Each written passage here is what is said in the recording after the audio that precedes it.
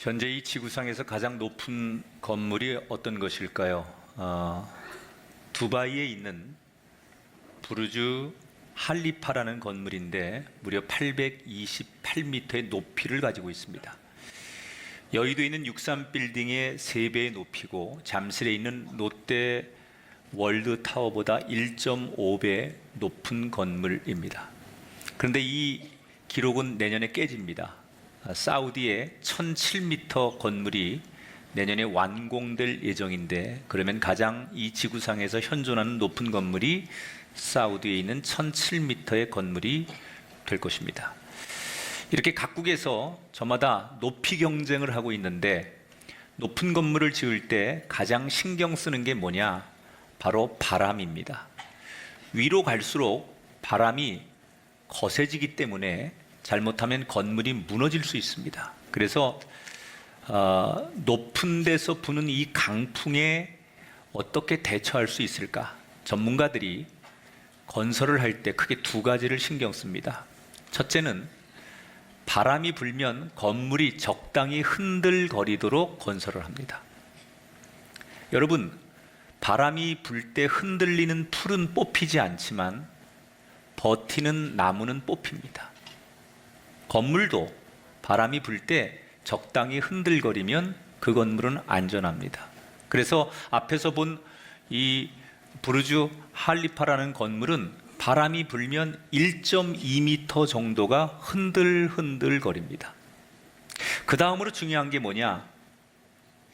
건물을 안전하게 지탱하려면 뿌리를 깊이 박아야 돼요. 건물이 적당히 흔들거리더라도 뿌리가 굳건해야만 그 건물이 무너지지 않는 거예요. 그 부르주 할리파라는 건물이 1m가 지름 1m가 넘는 콘크리트 기둥 194개를 50m 지하로 박았습니다. 그래서 1.2m가 건물이 흔들흔들 계속 거리지만 절대로 넘어지지 않도록 건물을 만든다는 거예요. 거센 바람에 잡초가 버티는 이유는 겉으로 드러난 높이보다 4배나 보이지 않게 더 깊이 뿌리가 박혀 있기 때문이랍니다. 그래서 아무리 이 잡초가 뜯겨도 계속해서 싹을 틔우고 생존할 수 있는 겁니다. 우리 인생도 마찬가지입니다. 살다 보면 우리의 가정과 우리의 인생에 거센 비바람을 맞고 우리 삶이 흔들거릴 수가 있습니다. 그러나 그 가정 그 인생이 땅에 심겨진 기초가 뿌리가 굳건하면 절대로 망하지 않습니다. 특별히 하나님의 일을 하는 사람들은 하나님의 일을 하려고 마음먹는 사람에게는 반드시 자신의 믿음의 뿌리를 견고하게 내리고 난 다음에 하나님의 일을 해야 돼요.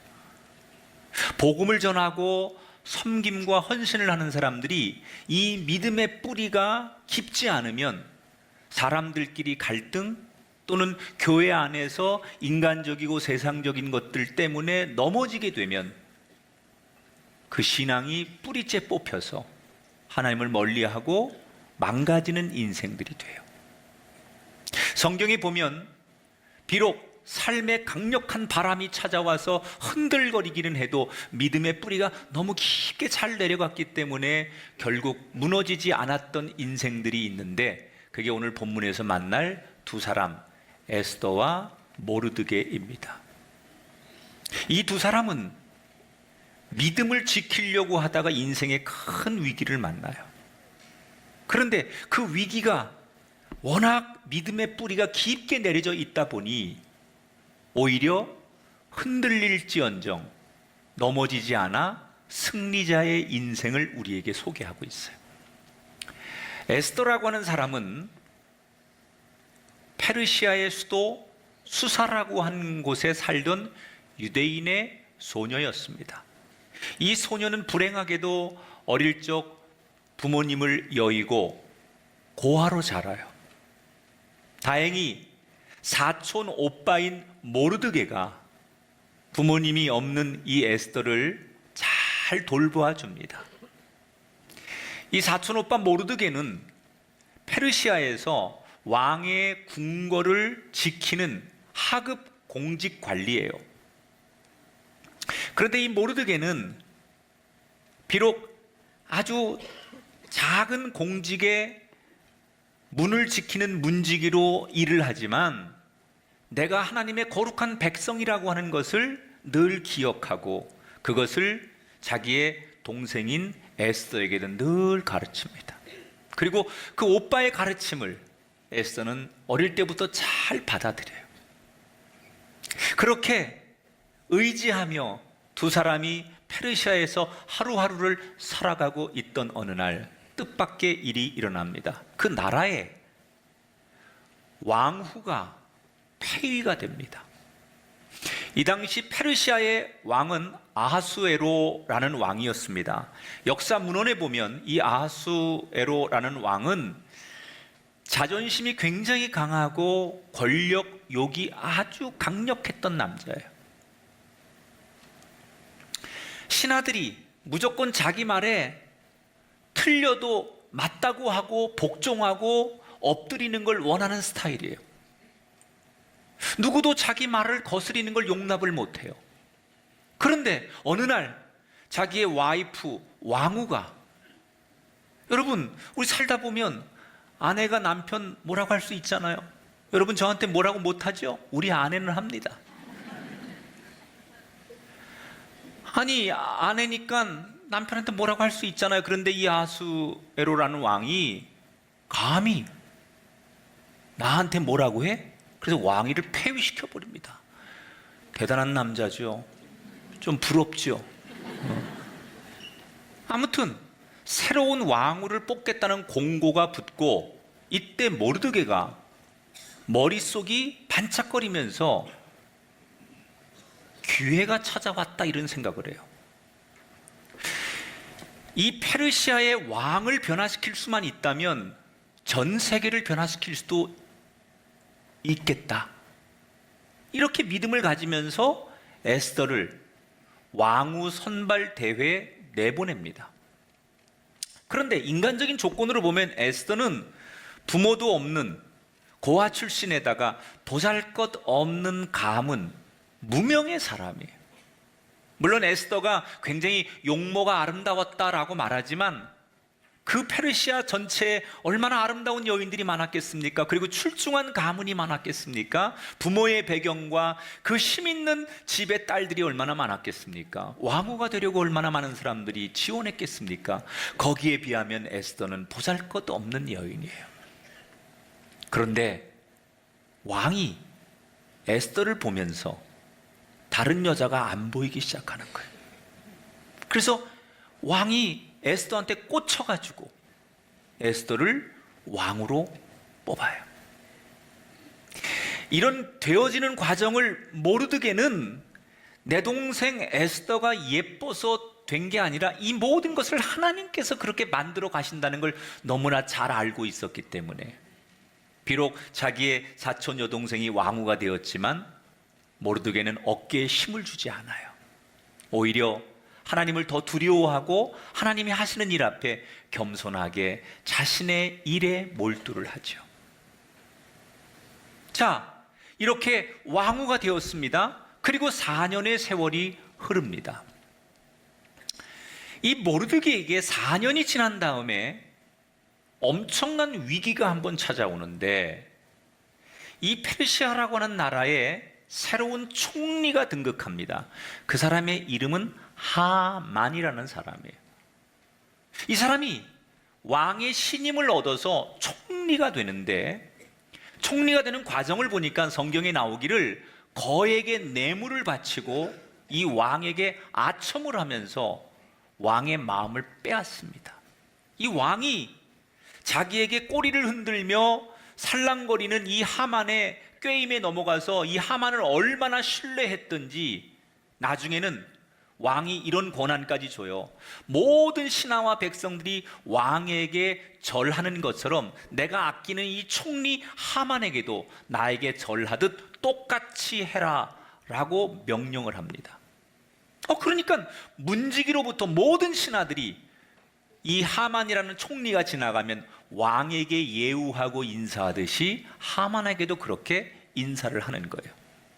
그런데 온 나라가 하만에게 굽실거리는데 딱 한 사람은 허리를 꼿꼿이 펴고 고개도 까딱하지 않고 하만에게 절하지 않는 한 사람이 있었어요. 그가 바로 모르드게였어요. 모르드게는 왜 하만에게 인사를 하지 않은 걸까?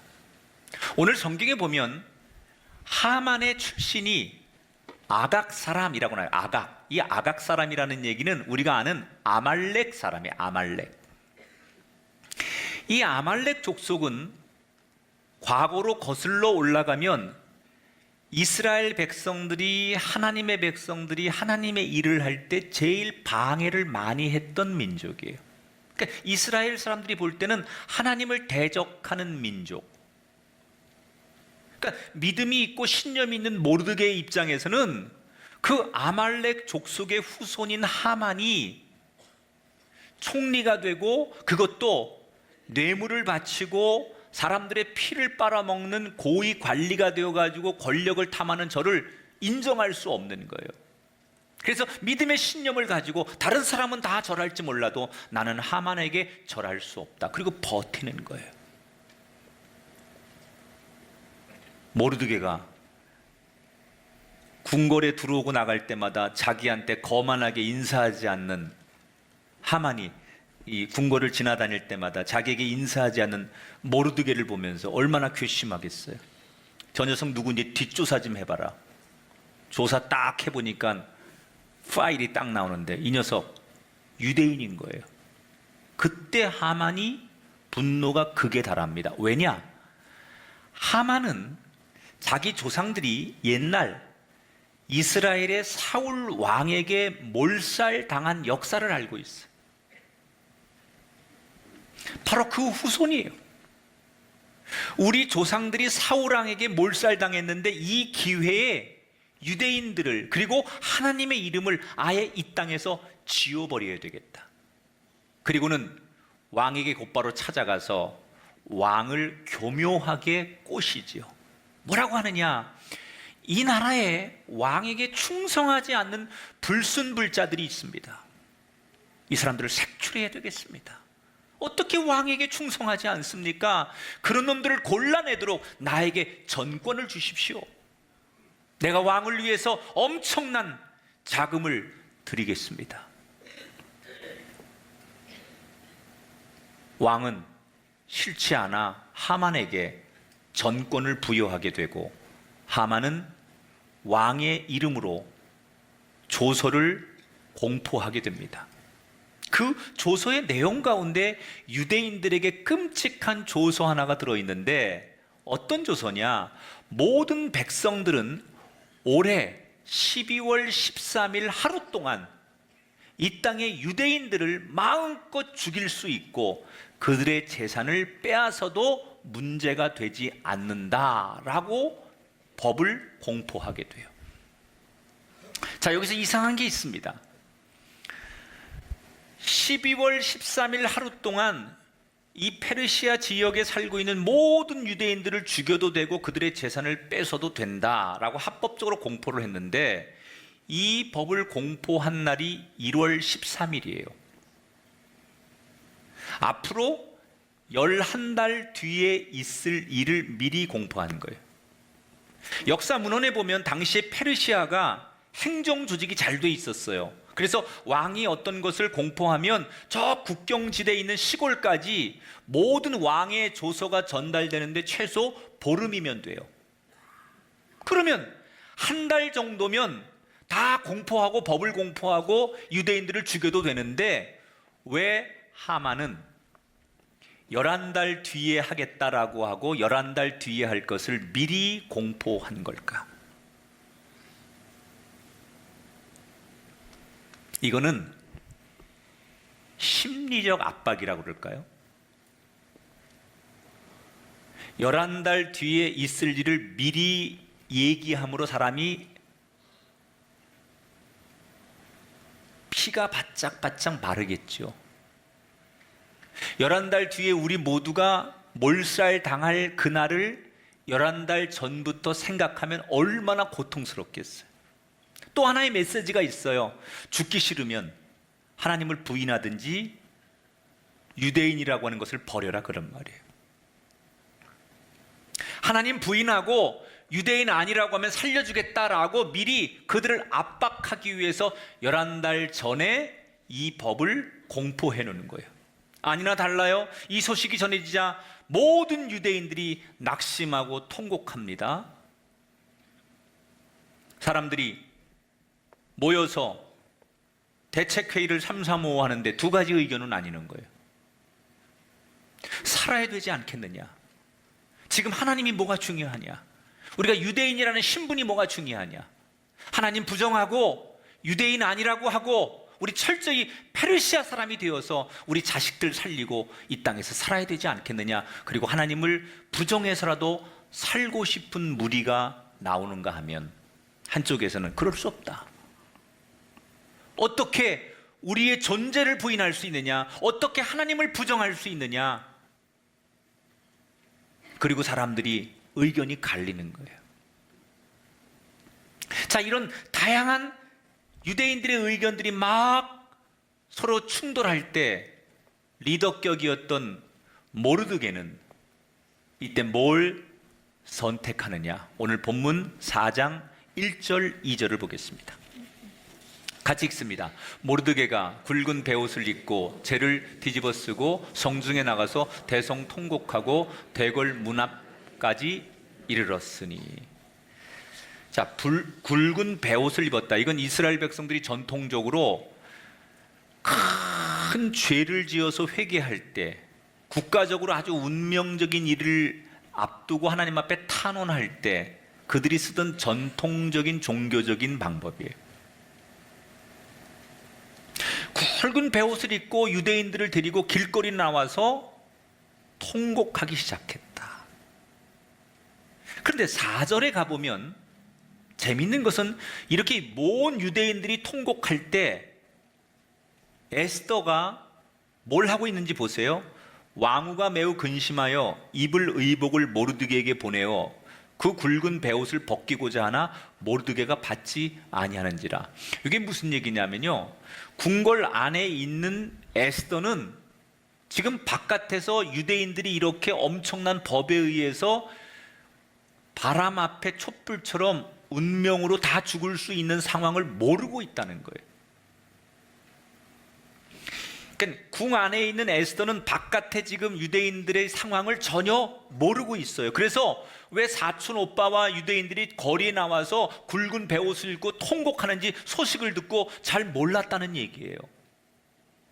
또 하나 의문은 왜 모르드게는 에스더에게 이 소식을 알리지 않았을까? 쉽게 말하면 지금 이 하만의 괴략을 이기게 할 수 있는 건 왕을 움직이는 수밖에 없어요. 그 왕을 움직이려면 자기가 직접 찾아가는 게 불가능하기 때문에 왕을 움직일 수 있는 가장 지름길은 그의 아내 왕후밖에 없어요. 그래서 에스더를 찾아가서 우리가 지금 이런 위기에 처했으니 네가 왕에게 나가서 사실을 이야기해서 이것을 바로 잡아달라, 이 법을 바꿔라, 이 법을 막아라, 뭐 이렇게 요청해야 되는 게 상식 아닙니까? 그런데 왜 모르드게는 에스더를 찾아가지 않았을까? 여기에 믿음의 뿌리가 깊은 사람이 갖는 첫 번째 원칙이 있어요. 모르드게는 어떤 믿음을 가졌느냐? 사람 의지하지 않고 하나님만 의지하겠다. 이게 흔들리지 않는 뿌리가 깊은 믿음이에요. 만약에 이 모르드게가 급하니까 에스더를 먼저 찾아가서 에스더와 상의하고 에스더를 밀어붙여서 왕을 움직이려고 하는 그 길을 선택했다면 그는 사람을 의지하고 사람과 회의하고 사람을 붙들고 자기 신세와 상황을 설명하다 보면 하나님을 의지하는 믿음이 점점점 작아질 거예요. 나도 모르게 자꾸 사람을 의지하게 되고 자꾸 사람에게 기대다 보면 하나님이 안 보이고 하나님을 부르지 않게 되고 하나님을 의지하지 않게 된다는 거예요.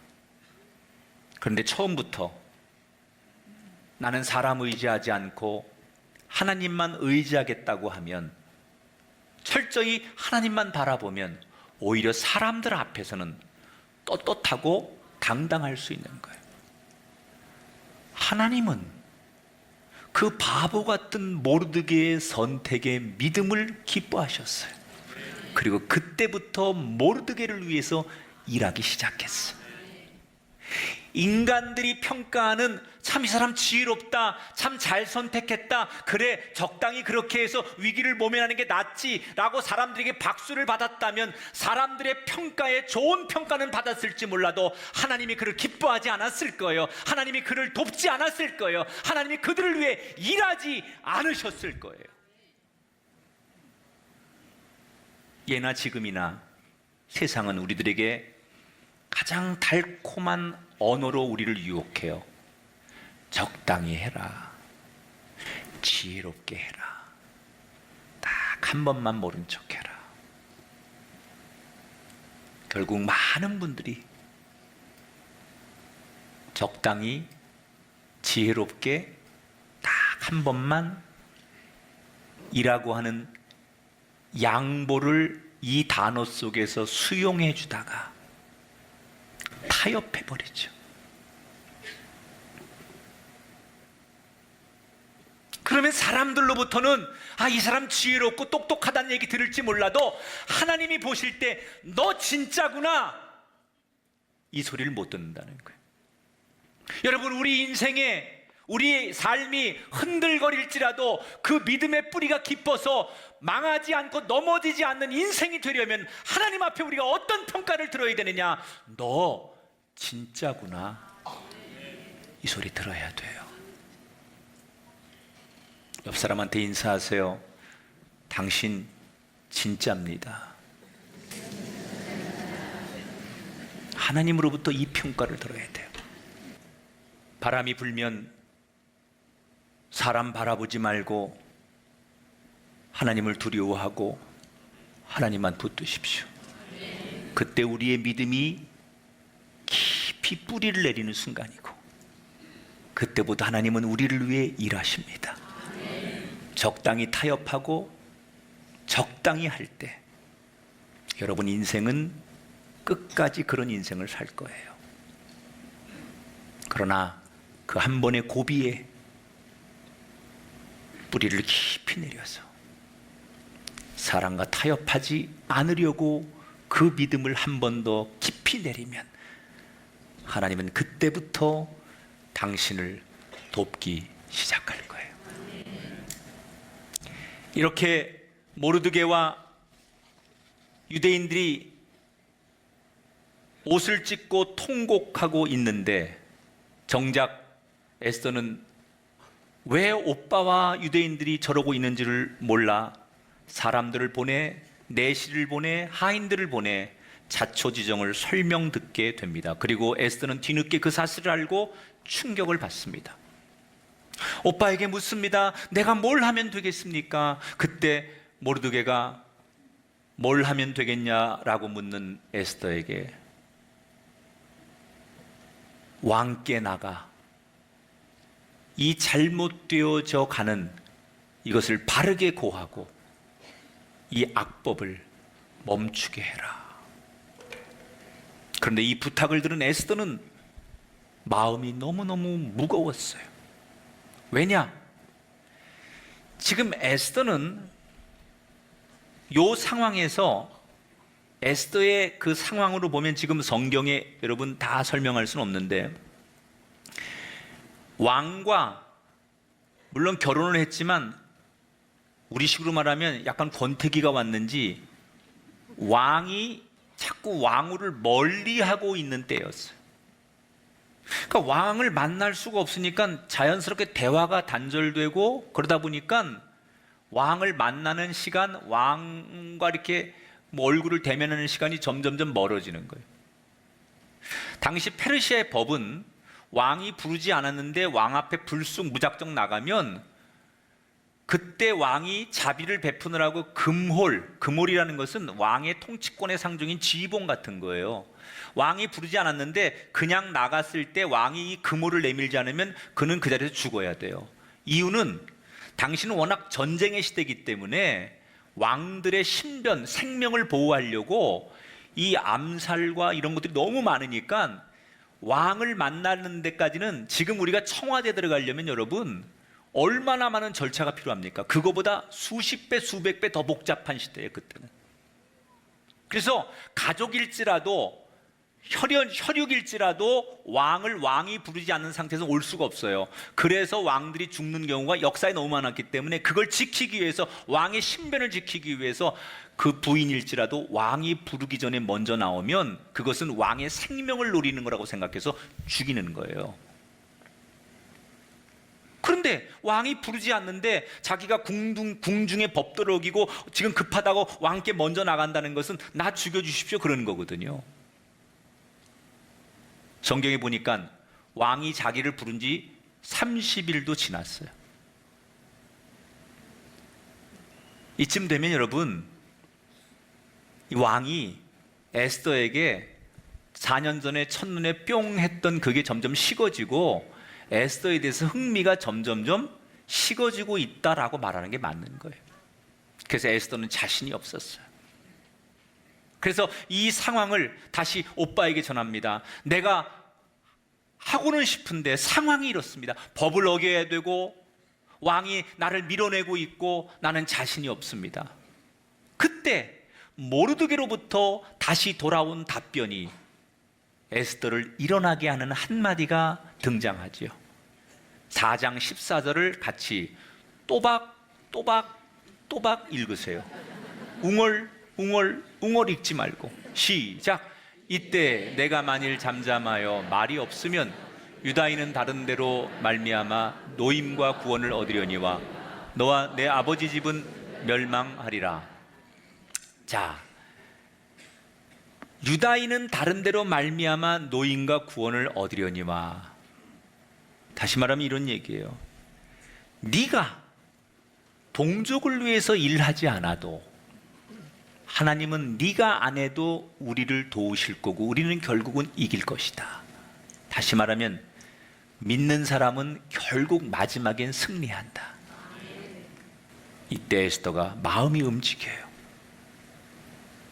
그래서 법을 어기고 죽음을 각오하고 왕 앞에 나가기로 결심합니다. 그런데 너무 두려운 거예요. 그래서 모든 동족들에게 3일 동안 금식하며 나를 위해 기도해달라고 부탁해요. 여러분, 여기서 힌트 하나. 하나님 보좌를 움직이는 강력한 무기가 그리스도인에게 두 가지가 있어요. 하나는 금식 기도하는 거예요. 하나는 합심 기도하는 거예요. 여러분, 삶에 위기가 왔을 때 하나님 보좌를 움직일 만한 강한 무기가 여러분에게 양손에 있는데, 하나는 금식 기도하는 거고 하나는 합심 기도하는 거예요. 정말 힘들면 금식하세요. 그리고 그 문제를 합심해서 함께 기도 요청을 하세요. 그때 하나님의 보좌가 움직이게 될 줄 믿습니다. 3일을 금식하고 에스더가 치장을 하고 왕 앞에 나갑니다. 이미 3일을 금식했으니 얼굴이 초췌했을 거예요. 더군다나 왕은 이미 어떤 아름다운 치장을 해도 에스더로부터 흥미를 잃었기 때문에 에스더가 나간다는 건 무모한 일이에요. 그래서 요동치는 심장을 붙들고 에스더는 정말 두려운 마음으로 왕 앞에 섭니다. 몇 초 뒤면 자신의 운명이 결정되는 거예요. 어떻게 됐을까요? 5장 2절을 보세요. 왕후 에스더가 뜰에 선 것을 본즉 매우 사랑스러움으로 손에 잡았던 금귤을 그에게 내미니. 할렐루야. 신기하죠? 30일 동안 전혀 생각나지 않았던 에스더가 왜 그렇게 보는 순간 사랑스럽고 첫사랑 그때 마음처럼 설레이는지, 하나님이 그렇게 콩깍지가 씌우게 만들어버린 거예요. 하나님이 죽으라고 하시면 기꺼이 죽겠습니다. 다시 말하면 에스더는 내가 할 수 있는 일에 최선을 다한 뒤에 마지막에 하나님의 처분, 하나님이 주시는 결과를 따르겠다는 거예요. 이걸 우리말로 뭐라고 말하느냐? 진인사 대천명이라고 해요. 죽으면 죽으리다 라고 하는 이 말은 하나님의 처분, 하나님의 인도하심을 따르겠다라는 신뢰를 보여주는 거예요. 이게 에스더의 믿음의 뿌리를 깊게 내릴 수 있게 하는 거예요. 우리는 대개 우리가 기도할 때 뭐라고 하느냐? 내 주여 뜻대로 행하시옵소서, 이렇게 기도해요. 그런데 만약에 내가 그렇게 기도하고 바라는 대로 결과가 나오지 않으면 우리는 그 결과 앞에서 하나님을 원망하기도 하고 우리의 신앙이 넘어지기도 해요. 근데 여러분, 성경을 보십시오. 믿음의 뿌리가 깊은 사람은 내 뜻대로 기도해서 안 돼도 넘어지지 않아요. 뭐라고 말해요? 하나님의 처분, 하나님의 인도하심을 믿고 따라요. 다니엘이 사자굴에 들어갔을 때 하나님을 원망할 만 했잖아요. 그러나 하나님의 인도하심을 믿고 그 사자굴까지라도 따라 들어갔더니 다시 살아나지 않습니까? 여러분이 원하는 기도 제목, 여러분의 소원, 여러분의 부르짖음대로 뜻대로 되지 않아도 우리가 죽으면 죽으리다라고 하는 말은 내 뜻대로 되게 해주십시오가 아니라 설사 내가 기도하고 내가 바라고 내가 구한 대로 되지 않을지라도 내가 원하는 정반대의 결과를 주실지라도 나는 하나님의 결과와 처분을 믿고 따라가겠습니다. 하나님, 내가 원하는 건 이것입니다. 내가 원하는 결과와 열매는 이런 것입니다. 나에게 할 수 있다면 이런 것을 주십시오. 그러나 그리 아니하실지라도, 내가 원하는 결과가 나오지 않을지라도 나는 여전히 하나님을 신뢰하고 하나님을 따라가겠습니다. 이 믿음의 뿌리가 넘어지지 않게 하는 거예요. 이제 우리 하나님의 사람이 됐잖아요. 다 이렇게 우리 모두는 하나님의 백성이 됐어요. 문제는 우리 인생에 많은 바람이 불 때, 강풍처럼 어려운 일이 올 때 우리 믿음의 뿌리가 뽑히지 않아야 될 텐데, 흔들거릴 수는 있지만 무너지진 않아야 될 텐데, 믿음의 뿌리를 깊게 해야 되는데 어떻게 해야 우리의 믿음의 뿌리가 깊어서 하나님 백성인 우리가 넘어지지 않고 그 나라 거기까지 갈 수 있는가? 두 가지. 사람 의지하지 말고 사람에게 당당하고 하나님만 두려워해라. 내가 원하는 답보다 하나님의 처분, 하나님의 결과를 믿고 따라가라. 이렇게 살고자 결단할 때 저와 여러분을 통해 그때부터 일하시고 역사하시는 하나님을 우리 인생에서 경험하게 될 줄 믿습니다. 여러분 삶의 에스더와 모르드게처럼 하나님이 일하시는, 내 편 되어 나를 지키시는 놀라운 경험들이 우리 인생 가운데 나타나게 되기를 주님의 이름으로 축원합니다.